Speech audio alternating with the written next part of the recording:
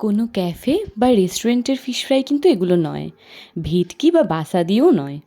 রুই বা কাতলা কিন্তু সবসময় অ্যাভেলেবেল।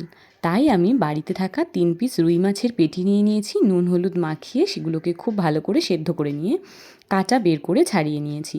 তেলে দিয়েছি কুচনো পেঁয়াজ, তার সাথে আদা রসুন বাটা, কাঁচা লঙ্কা আর কিছু গুঁড়ো মশলা অ্যাড করেছিলাম, ক্লিপসটা কোনোভাবে মিস হয়ে গেছে, নুন হলুদ জিরের গুঁড়ো, আর তারপর একদম নামানোর সময় গরম মশলা। স্টাফিংটা রেডি হয়ে গেলে একটা বাটিতে নামিয়ে ঠান্ডা করে তাতে দিয়ে দেবো কুচনো ধনে পাতা আর অল্প একটু পাউরুটির গুঁড়ো।